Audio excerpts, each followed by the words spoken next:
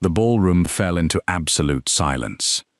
Crystal chandeliers continued to shimmer overhead, and somewhere in the distance, an orchestra played on as though nothing extraordinary had happened. Yet every conversation stopped mid-sentence. Every camera slowly turned toward the center of the Grand Monarch ballroom. A world-famous supermodel stood frozen, with her champagne glass suspended inches from her lips. The daughter of a billionaire hotel magnate lowered the hand she had been extending toward the most feared man in the room. Nobody could believe what they had just witnessed.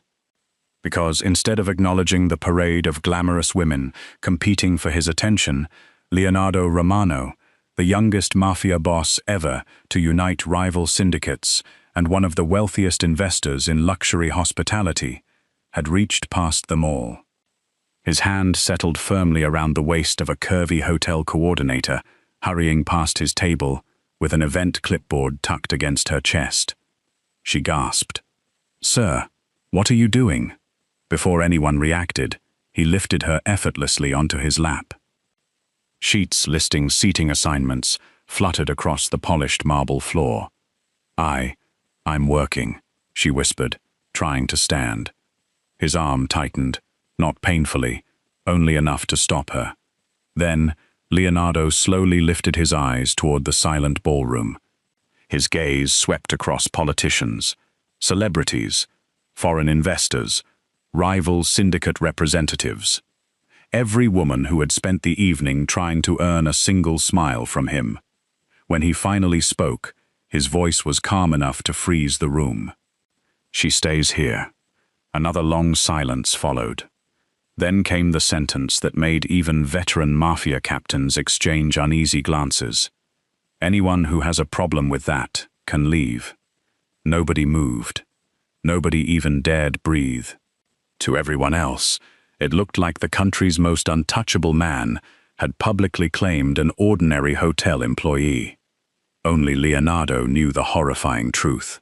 Less than 60 seconds earlier, that woman had unknowingly saved his life. Madeline Brooks believed the most stressful part of tonight would be convincing 12 billionaires to accept last-minute seating adjustments without starting an international diplomatic incident. She had been spectacularly wrong. The Grand Monarch Hotel had hosted royalty, presidents, Hollywood legends, and Nobel Prize winners. Its annual charity gala was considered one of the most exclusive social events in the country, attended only by those whose names influenced governments and financial markets. As senior event coordinator, Madeline carried responsibility far greater than her modest title suggested. If the evening unfolded flawlessly, the guests applauded the hotel. If anything went wrong, they blamed the coordinator, which meant they blamed her. At 32, Madeline had spent nearly a decade mastering the invisible art of solving disasters before anyone noticed they existed. She wasn't the glamorous face greeting celebrities at the entrance. She wasn't the executive appearing in magazine interviews. She was the woman racing through service corridors with a headset in one ear, memorizing hundreds of guest preferences while quietly preventing expensive catastrophes. Most people barely noticed her. That was exactly how she preferred it. Table 7 confirmed. She spoke calmly into her headset while crossing the ballroom. Wine substitution, approved for Ambassador Villeneuve. A server nodded. Another employee rushed toward her. The Romano security team requested another copy of the seating layout. Madeline frowned. They already received the final version 20 minutes ago. "I know." The employee looked confused. But someone collected another one. Madeline stopped walking. "Who?" "I don't know." A tiny knot formed in her stomach.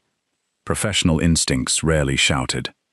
They whispered, and hers had just whispered that something wasn't right. She reached the operations desk, positioned discreetly behind a decorative floral installation. 3 identical seating charts rested beside a laptop displaying the digital guest assignment system. Everything appeared normal, until she noticed table 1. Her eyebrows drew together. Leonardo Romano had been assigned seat 4 during every planning meeting for the past 6 weeks. Now his name appeared under seat 2. Madeline blinked. That wasn't possible. She opened the digital event log. No authorized revisions. No management approval. No timestamp. Someone had physically replaced the printed chart. Her pulse quickened. She opened the master file, stored on the secure hotel server. Seat 4. Exactly as she remembered. Someone had altered only the ballroom copy. Who touched these schedules? She asked quietly. The assistant beside her looked puzzled. No one, Miss Brooks. Think carefully. We've all been preparing centerpieces. Madeline compared both documents again. Only one assignment had changed. One guest, one seat. Nothing else. An inexperienced coordinator might have assumed it was a printing error. Madeline didn't. She had coordinated too many international events to believe in convenient mistakes. She gathered the corrected chart, tucked it beneath her clipboard, and started toward Leonardo Romano's table. She intended to quietly apologize. Replace the seating assignment. Avoid embarrassment. Then disappear back into the background. Simple. Routine. Professional. She never reached the table. As she crossed the ballroom, Leonardo lifted his eyes from a conversation with European investors. Their gazes met for less than a second. Most people saw an expressionless billionaire. Madeline saw something else. Recognition. Calculation. Then his eyes shifted, not toward her face, but toward the revised seating chart, partially visible beneath her clipboard. He understood immediately. Someone had moved his chair, without permission, without record, without leaving a digital trace. Years of surviving assassination attempts had sharpened Leonardo's instincts beyond ordinary human perception.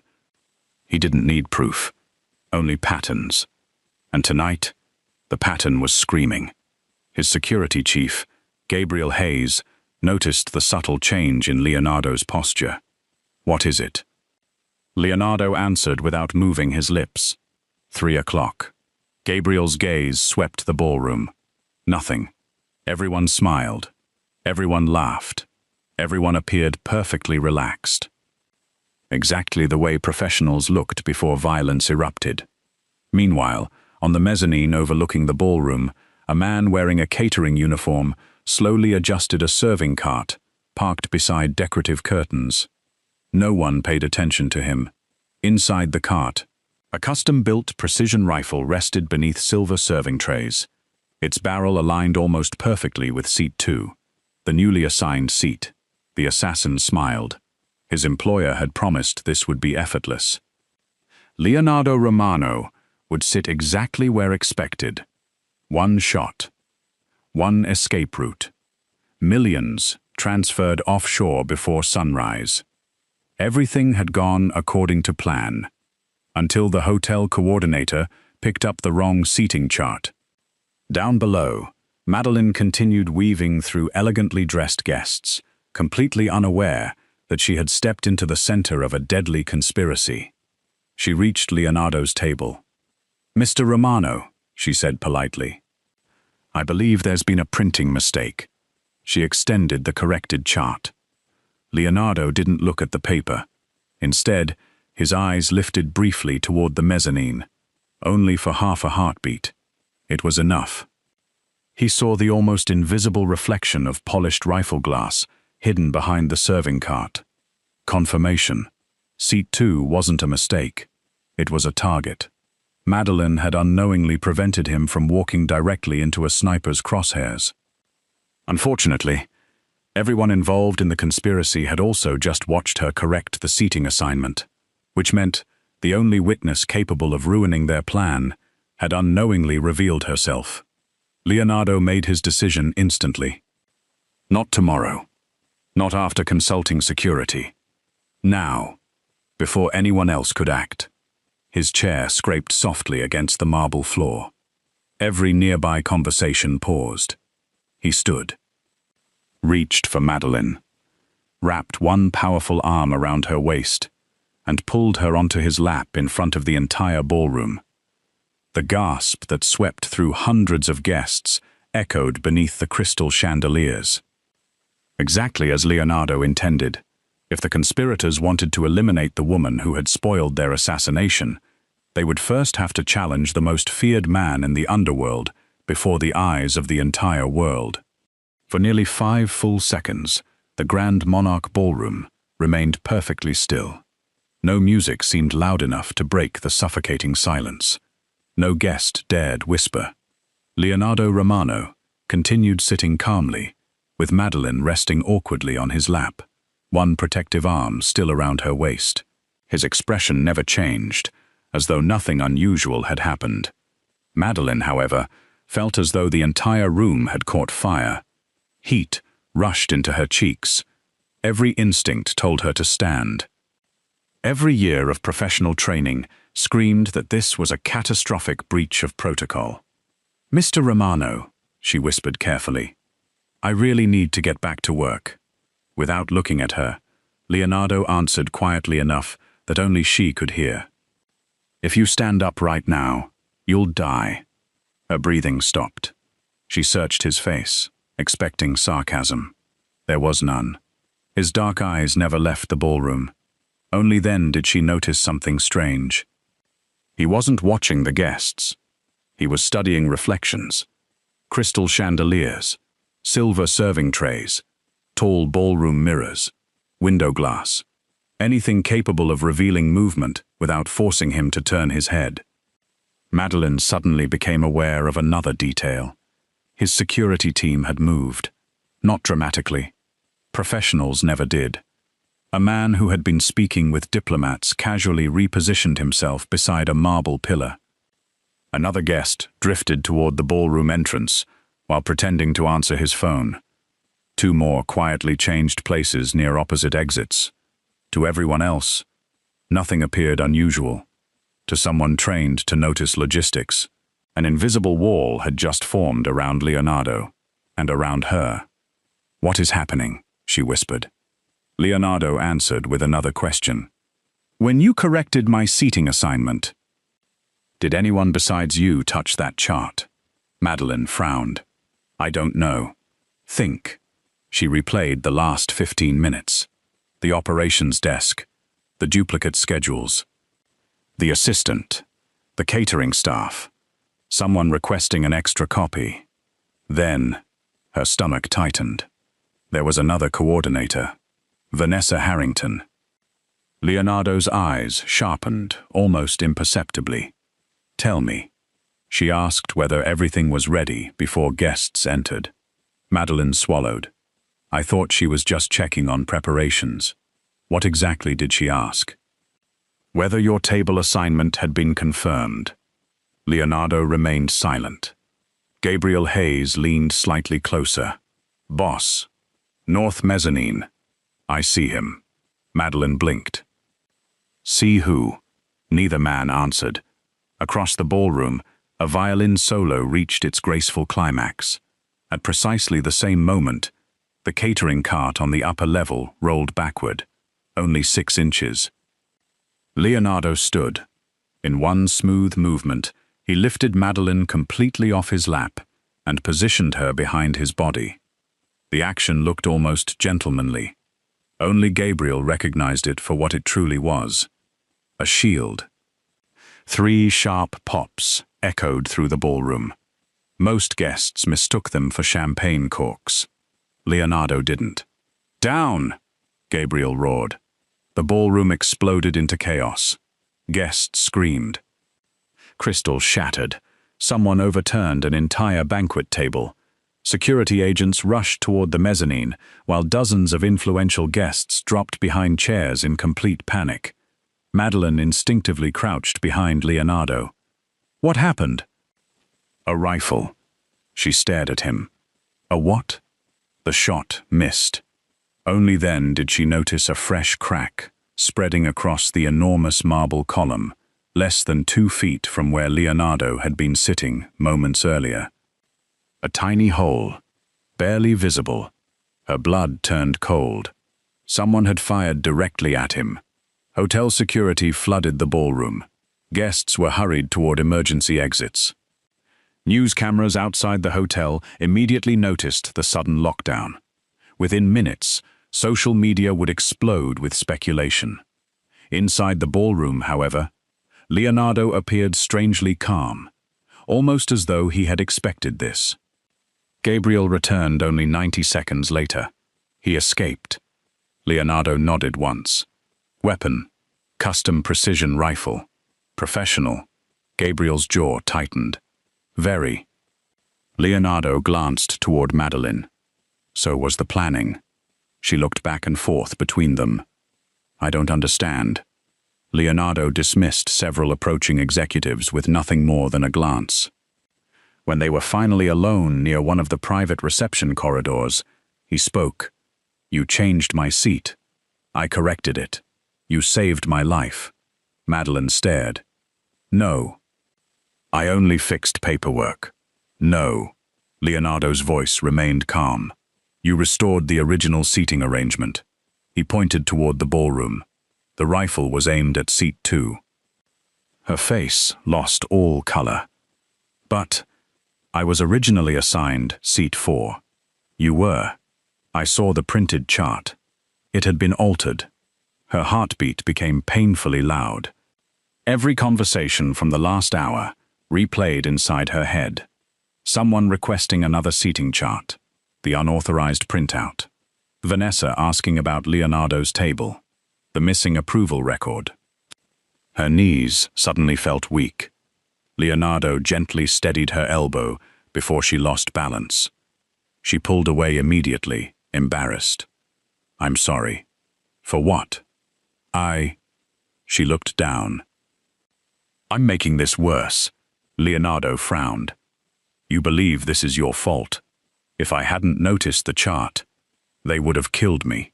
She looked up. I mean, if I hadn't changed it, they wouldn't know who I was. Silence. Then Leonardo spoke with absolute certainty. No. They planned to murder me. They chose to expose themselves. You chose to save a stranger. Those are not the same thing. His words settled somewhere deep inside her. No one had defended her so completely before. Not supervisors, not former relationships, not even herself. For years, Madeline had developed the habit of assuming responsibility for everything that went wrong. Leonardo seemed incapable of allowing her to do that. Before she could answer, a familiar voice interrupted. Leonardo. Vanessa Harrington approached, wearing the perfect expression of professional concern. Her tailored evening gown remained immaculate, despite the chaos surrounding them. I've spoken with hotel management. She looked toward Madeline. Our coordinator must be terribly shaken. Her smile appeared warm. Almost too warm. Madeline suddenly noticed something she hadn't before. Vanessa wasn't looking at her face. She was studying whether she still held the corrected seating chart, the chart that had disappeared during the evacuation. Vanessa asked casually, "Did you happen to keep the paperwork?" Madeline hesitated. No. I must have dropped it. For the briefest instant, something flickered inside Vanessa's eyes. Disappointment. Only for half a second. Then the pleasant smile returned. That's unfortunate. Leonardo noticed it too. So did Gabriel. Neither man reacted. Vanessa excused herself gracefully and disappeared into the crowd of executives coordinating emergency procedures. Gabriel waited until she was gone. She wanted the documents. Leonardo nodded. Because they're evidence. Madeline stared at both men. You think Vanessa? I don't think. Leonardo answered quietly. I observe. He turned toward the now empty ballroom, where shattered crystal reflected emergency lights across the polished floor. The seating assignment wasn't changed to improve protocol. It was changed to control geometry. Madeline frowned. Geometry? The angle? Gabriel explained. A sniper calculates distance, elevation, and body position. If Leonardo sits 18 inches to the left, the bullet hits. She felt physically ill. So, the entire ballroom layout was part of the assassination. Leonardo looked at her again. And now every person involved knows one thing. What? You recognized the mistake. A cold chill crept down her spine. I don't even know who they are. They don't care, Gabriel answered. They only care that you're alive. Leonardo's phone vibrated. He glanced briefly at the encrypted message. His expression hardened. What happened? Gabriel asked. Our surveillance team. Leonardo slipped the phone into his pocket. They reviewed exterior cameras. And the catering employee never entered through hotel security. Madeline frowned. Then how did he get inside? Leonardo's eyes settled on the glittering Grand Monarch logo suspended above the ballroom entrance. He didn't. He was already inside the hotel. By sunrise, the Grand Monarch Hotel had become the most heavily guarded building in the city. Luxury sedans carrying politicians disappeared before reporters could question them. Private helicopters lifted international guests from the rooftop. Official statements described the previous night's panic as a minor security incident. Almost nobody believed it. Inside the executive conference suite on the 32nd floor, the atmosphere was considerably less polished. 3 enormous monitors displayed security footage from every ballroom entrance. Gabriel Hayes stood with his arms crossed. Sophia Romano quietly compared access logs. Leonardo remained near the floor-to-ceiling windows overlooking the waking city. Only Madeline looked completely out of place. She still wore her employee identification badge. Her headset hung loosely around her neck. Her shoes hurt after 16 uninterrupted hours on her feet. She had coordinated hundreds of luxury events. Never once had she imagined spending the following morning inside a private strategy meeting with the country's most feared Mafia boss. I shouldn't be here, she said softly. Leonardo turned. You are the only person who noticed the seating change. I'm still just a hotel coordinator. No. His answer came immediately. You're now a witness. The word settled heavily between them. Witness, not employee, not coordinator, not bystander. Someone had already tried to murder Leonardo. Now the people behind that attempt knew Madeline had disrupted their plan. Whether she cooperated or not no longer mattered. She had become part of the game. Sophia broke the silence. We've reviewed every electronic access record. She touched the monitor. No unauthorized logins. Gabriel frowned. Impossible. The seating chart was altered. It was. Sophia enlarged another screen, but not digitally. Madeline stepped closer. What am I looking at? The original file. It showed Leonardo assigned to seat 4. Sophia opened a second document. The printed ballroom copy. Seat 2. Madeline stared. So someone changed it after printing. Exactly. Gabriel nodded slowly. No cyber intrusion. No database breach. No hacked system. Leonardo folded his arms. Which means only one thing. Madeline looked toward him. The traitor works inside the hotel. A chill ran through the room. Sophia switched to surveillance footage from the operations office. The recording showed employees preparing final documents, servers collecting menus, florists adjusting arrangements, managers signing paperwork. Then the video froze.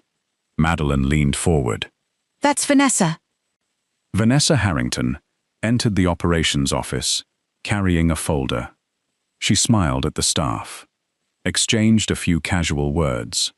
Nothing unusual. She remained alone beside the printer for exactly 43 seconds. Then she walked away. Gabriel replayed the clip. Again, again, again. Can we zoom in? Sophia enlarged the image. Vanessa's body completely blocked the printer from view. When she stepped aside, 2 copies remained in the output tray instead of 1. Madeline slowly covered her mouth. She printed another seating chart. Sophia nodded. But that's not all. She advanced the recording. A catering employee entered less than 30 seconds later. He picked up the second chart. No conversation, no signature, no authorization. He simply left. Madeline frowned. "I've never seen him before," Gabriel answered quietly. "You weren't supposed to." Sophia displayed employee records. No name, no payroll, no contractor identification. No temporary staffing registration. The catering employee didn't exist. Madeline felt her pulse accelerate. He walked straight through security, because someone inside approved him. Leonardo finished. The room became silent again. Madeline suddenly remembered something. She looked toward Sophia. "Can you rewind another minute?" Sophia did. Madeline watched carefully.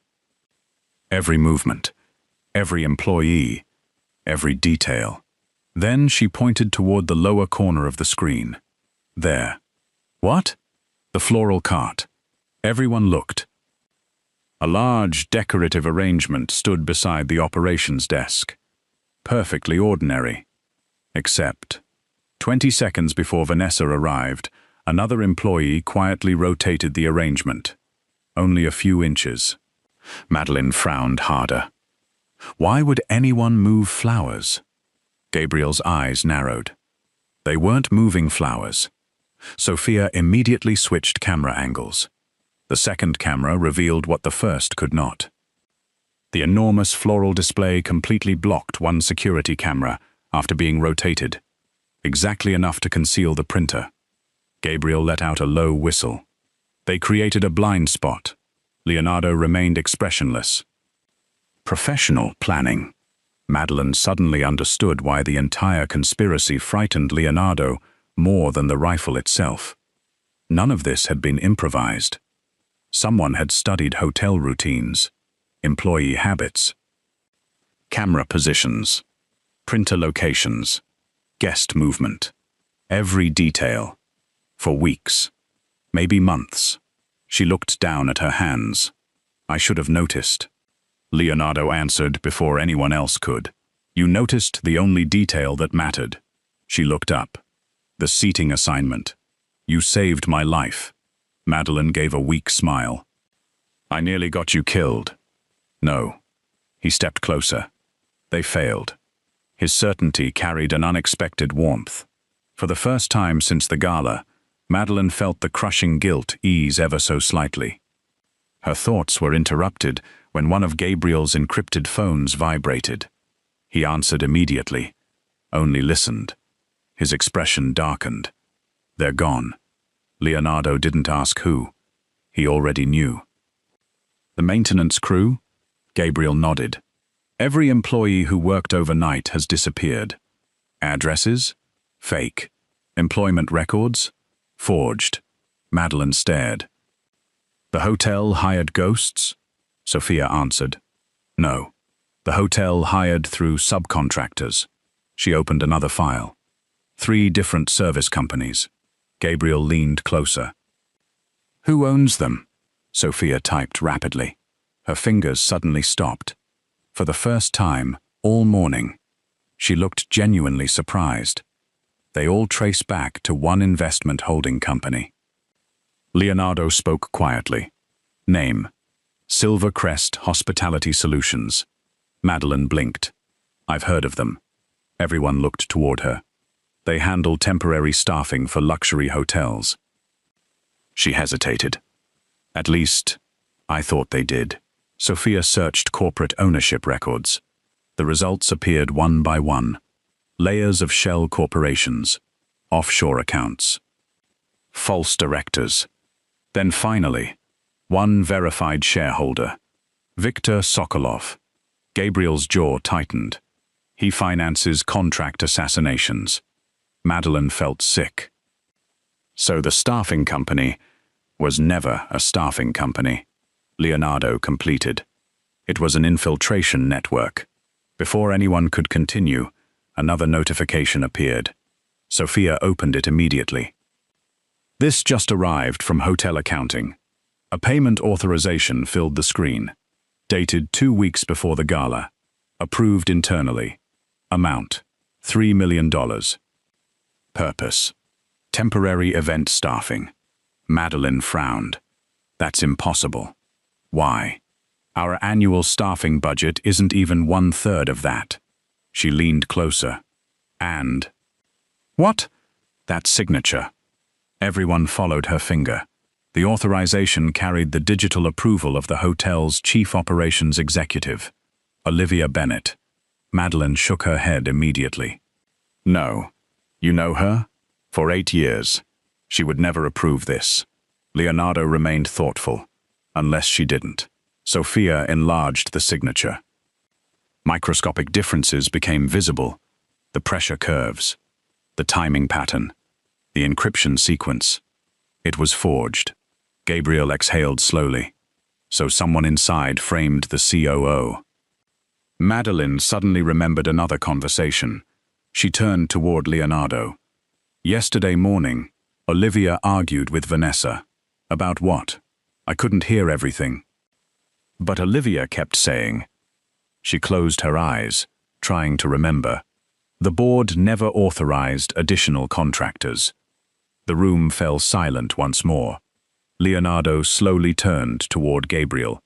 Now we know why. Gabriel nodded. Olivia discovered the fraud. And Vanessa needed her blamed before she could expose it. Madeline's heartbeat quickened. If Olivia is innocent, she's in danger. Leonardo reached for his phone. He dialed immediately. No answer. He tried again. Nothing. Gabriel was already moving toward the door. I'll send teams. Leonardo stopped him. No. Gabriel looked back. They'll expect that. So what do we do? Leonardo's expression hardened. We do exactly what they believe we won't. He looked directly at Madeline. They think you're frightened. They think we'll hide you. He paused. A dangerous calm settled over his voice. We're going to let them believe they still control the board. Madeline frowned.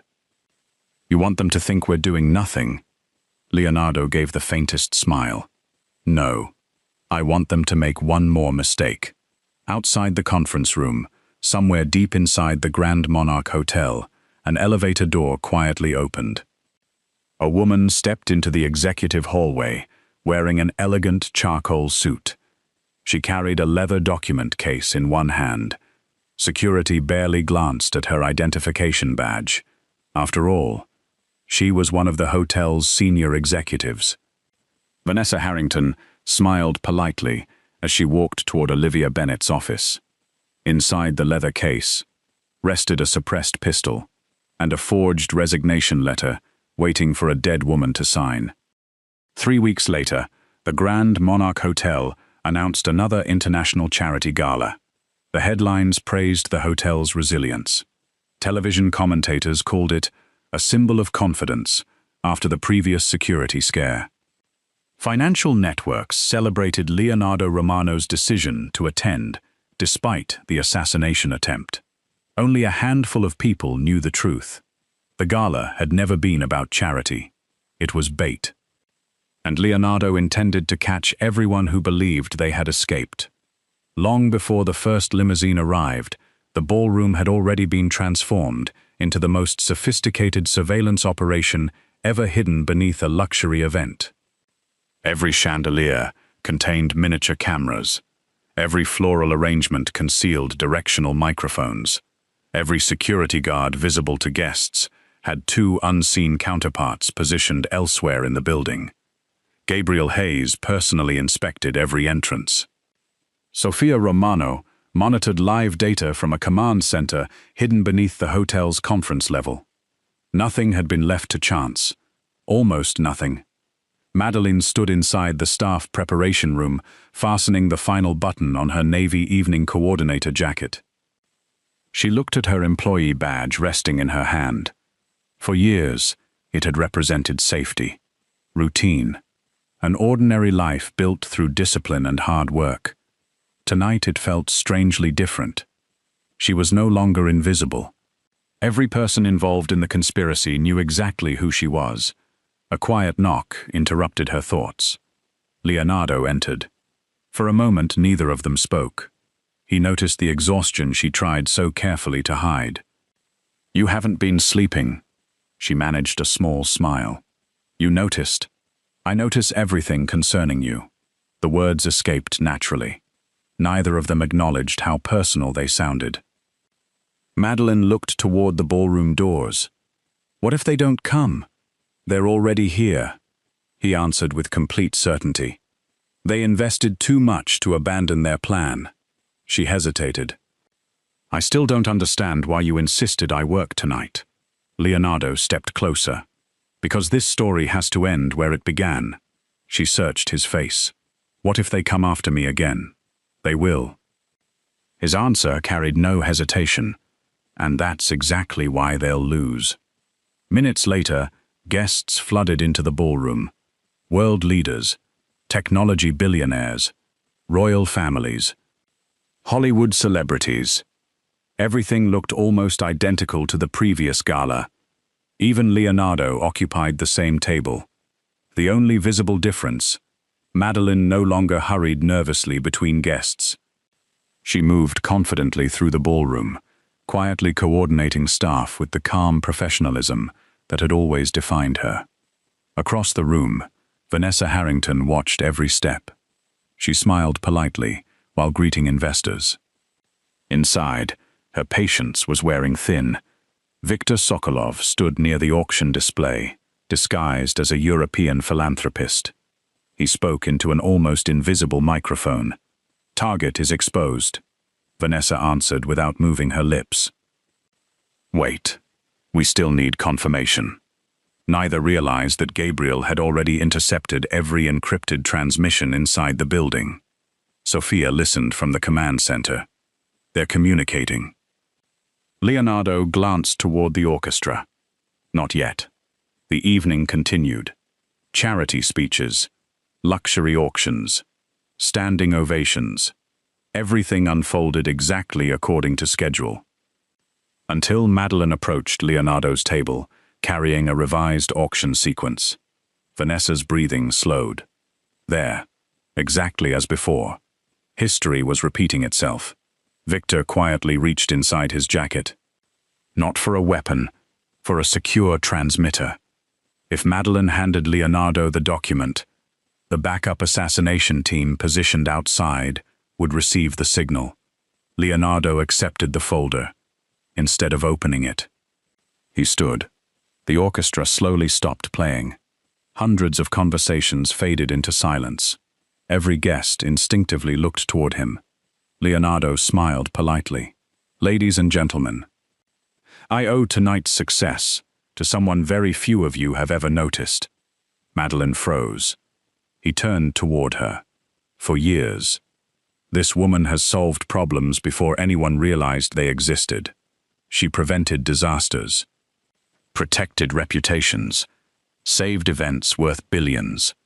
No headlines, no applause, no recognition, just quiet excellence." Confused applause began spreading across the ballroom. Vanessa frowned. This wasn't supposed to happen. Leonardo extended his hand toward Madeline. She hesitated, then stepped beside him. He looked around the ballroom. 3 weeks ago, many of you witnessed me pull this woman onto my lap. Uneasy laughter spread among several guests. Leonardo continued. Most assumed it was possessiveness. They were wrong. Every eye focused on him. I did it because someone in this room had already signed her death warrant. Absolute silence. Vanessa's smile disappeared. Victor slowly lowered his champagne glass. Leonardo nodded once toward Gabriel. The ballroom lights dimmed. The enormous projection screen behind the stage illuminated. Security footage appeared. The operations office. The duplicate seating chart. Vanessa standing beside the printer.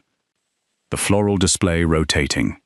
The fake catering employee collecting the altered document. A wave of shocked whispers rolled across the ballroom.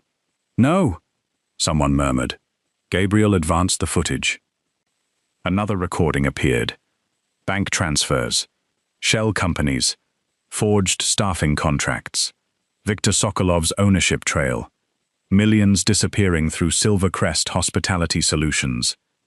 Several board members visibly paled. Then came the final recording. Audio. Vanessa's voice. Clear, calm, professional. "Move Romano to seat 2. The sniper already has the angle." Gasps echoed throughout the ballroom. Vanessa staggered backward. "That's fabricated." Sophia's voice filled the room. "It was recovered from your encrypted cloud archive." Vanessa turned toward the exits. Security teams quietly stepped into place. Every escape route had already disappeared. Victor moved first. His hand shot beneath his dinner jacket. A suppressed pistol appeared. Guests screamed. Before anyone else reacted, Madeleine saw something. Not Victor. The waiter standing directly behind Leonardo. The same movement. The same subtle reach beneath a serving tray. A second assassin. "Leonardo!" she shouted. Without thinking, she shoved him sideways. The gunshot cracked through the ballroom. The bullet shattered an enormous crystal chandelier instead of striking Leonardo's chest. Glass exploded across the marble floor. Gabriel drew his weapon. Security teams swarmed both attackers. Victor fired again while sprinting toward the service corridor. Leonardo remained astonishingly calm. "Don't shoot." The Gabriel looked at him. Alive. Within seconds, Victor disappeared through the kitchen. Exactly as planned. Because Leonardo wanted him running. Every corridor ahead had already been sealed. Victor burst through the rear loading dock. Waiting outside were federal investigators, Financial Crimes Division, International Organized Crime Task Force. Dozens of officers. Helicopters circled overhead. Floodlights ignited simultaneously. Victor slowly realized the horrifying truth. He hadn't escaped the ballroom. He had been guided out of it. Inside, Vanessa attempted one final lie. "I had nothing to do with him." Leonardo quietly handed her the folder Madeleine had delivered minutes earlier. She frowned. "What is this?" "The original seating chart." She stared. "I thought it disappeared." Leonardo's eyes never left hers. It never did. Madeleine looked equally surprised. "You found it?" He smiled faintly. "No. You protected it." She blinked. "I did? The night of the first gala, when I pulled you onto my lap, you instinctively held your clipboard against your chest." He gently opened the folder. The original seating chart remained inside, folded beneath several event schedules she had never bothered to remove. "The evidence never left your possession," Madeleine slowly remembered. During the panic, she had clutched the clipboard the entire time. She simply never realized one sheet remained hidden. Vanessa's face drained of color. Without that document, she might have escaped. With it, every forged revision could be proven beyond doubt. Federal agents entered the ballroom moments later. One investigator approached Leonardo. "We have enough." Leonardo nodded. "Then take them." Viktor Sokolov was escorted inside wearing handcuffs. For the first time all evening, the feared financier looked genuinely terrified. He wasn't looking at the police. He was looking at Leonardo. Because he finally understood. The Mafia boss had defeated him. Not with violence, but with patience, with evidence, and with the overlooked hotel coordinator everyone believed would panic under pressure. Leonardo turned toward Madeleine, quietly enough that only she heard him. "I told you. You were worth protecting." She looked into his eyes. For the first time, she believed him. 6 months later, the Grand Monarch Ballroom glowed beneath the same crystal chandeliers that had once reflected fear, panic, and shattered glass. Tonight, They reflected something entirely different: respect. The annual International Children's Foundation Gala had returned. Every seat was occupied. Every media outlet in the country covered the event live. The assassination attempt, the corruption scandal, and the arrests of Viktor Sokolov and Vanessa Harrington had become one of the largest criminal investigations in modern financial history. Dozens of shell corporations had collapsed. Several executives had accepted plea agreements. International authorities recovered billions of dollars hidden through luxury hospitality investments. The Grand Monarch Hotel survived.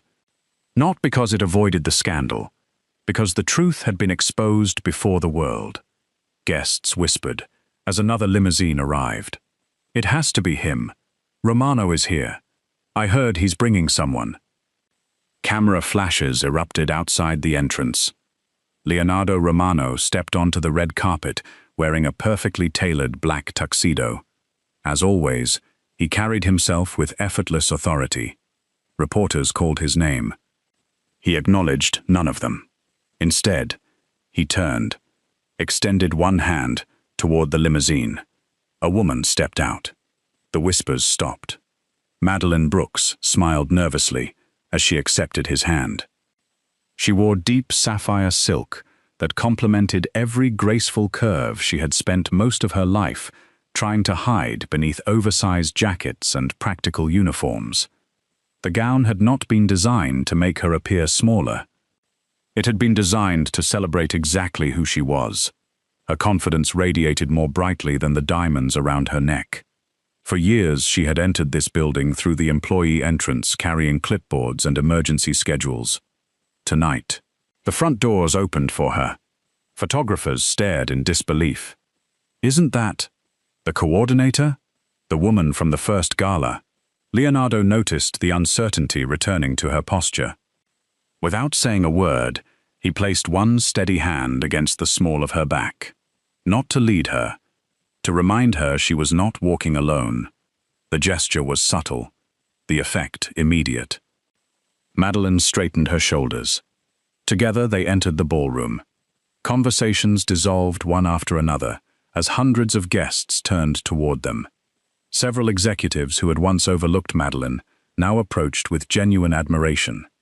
The chairman of the Grand Monarch Hotel stepped forward first. "Ms. Brooks." His smile carried unmistakable respect. "The board of directors asked me to deliver this personally." He handed her an elegant leather folder. Inside rested a new employment contract. Executive Director of Global Event Strategy. Her salary exceeded anything she had ever imagined possible. She looked up in disbelief. "I never applied." "You didn't need to." He smiled warmly. "The entire board voted unanimously. You protected this company when many of us failed." Applause gradually spread through the ballroom. Not polite applause. Sincere applause.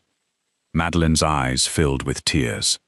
For years, she had worked quietly behind elegant curtains, making certain everyone else received recognition. She had never expected the spotlight to turn toward her. Leonardo watched silently. He looked far prouder than if the applause had been meant for him. Later that evening, after the speeches ended and the orchestra resumed playing, the ballroom slowly returned to quiet conversation. Madeline stepped onto one of the balconies overlooking the city. The cool evening air settled around her. "It still feels unreal." Leonardo joined her. "You've said that every day this week." She laughed softly. "Because every day, something impossible happens." He leaned against the marble railing. "No, something overdue happens." She turned toward him. "I spent years believing that if I worked hard enough, someone would eventually notice." He smiled faintly. "They did." She shook her head. "No, they noticed after you did." For several moments, neither of them spoke. Below them, the city lights stretched endlessly into the distance. Finally, Madeline asked the question she had carried since the night everything changed. "Can I ask you something?" "You can ask me anything." She searched his face. "That first night, When you pulled me onto your lap. She hesitated. Were you protecting me? Or had you already? She couldn't finish the sentence. Leonardo understood anyway. He looked toward the ballroom before answering. The truthful answer? She nodded. When you corrected the seating chart, I realized someone intended to kill me. I also realized every conspirator had just seen your face. I knew they would come after you. He paused. So yes, my first decision was protection. Madeline lowered her eyes slightly. I thought so. But she looked back up.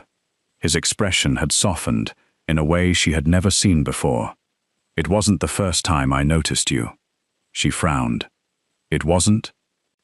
No. I noticed you almost a year earlier. She looked genuinely surprised. I don't remember meeting you. You wouldn't. He smiled. It was after an international summit. The ballroom was empty. You thought everyone had gone home. Madeline searched her memory. I stayed until almost 3 in the morning. You were fixing the floral arrangements. You looked exhausted. You had removed your shoes. She laughed in embarrassment. I remember that. You apologized to every employee because they were working late. You carried heavy centerpieces yourself instead of asking anyone else. You thanked the kitchen staff before leaving. Madeline stared. You saw all that? I did. You never introduced yourself. I wasn't supposed to. He smiled quietly. You believed nobody noticed you. I was trying very hard not to. She waited. So why didn't you say anything? Because I wanted to know whether your kindness changed when nobody important was watching. It never did. The city seemed unusually quiet around them. Madeline felt tears gathering once again. So, when everyone thinks you chose me because of what happened that night, they're wrong. Leonardo nodded. They're incomplete. He stepped closer. I pulled you onto my lap because it was the fastest way to protect your life. He gently brushed a loose strand of hair behind her ear. But I refused to let you leave afterward, because I had already spent an entire year admiring the woman everyone else overlooked. Madeline's eyes shimmered. You admired me? I respected you first. He answered without hesitation. Respect became admiration. Admiration became concern. And somewhere between watching you save my life and watching you refuse to take credit for it, I fell in love. She laughed through her tears. I've never had anyone look at me the way you do. He smiled warmly. That's because everyone else spent too much time looking at appearances. I was paying attention. Inside the ballroom, the orchestra began the evening's final waltz. Guests gathered on the dance floor. Leonardo extended his hand. May I? Madeline placed her hand in his. You don't have to ask. I always will. They returned to the ballroom together. Months earlier, those same guests had watched Leonardo pull an unknown hotel coordinator onto his lap in stunned silence. Tonight, they watched the same woman cross the dance floor beside him with complete confidence. No whispers questioned why she belonged there. No curious glances measured her appearance. No one underestimated her anymore, because every influential person in the room already knew what Leonardo Romano had recognized long before anyone else. The most valuable people are rarely the loudest. The strongest are not always the most celebrated. And the woman everyone once overlooked had quietly become the one person powerful enough to change the course of an empire. As the music faded and the applause filled the ballroom one final time, Leonardo leaned close enough for only Madeline to hear. I told you that night. She stays here. He smiled. I wasn't speaking to the ballroom. I was speaking to fate. Madeline squeezed his hand. For the first time in her life, she no longer wondered whether she belonged. She simply walked forward, together.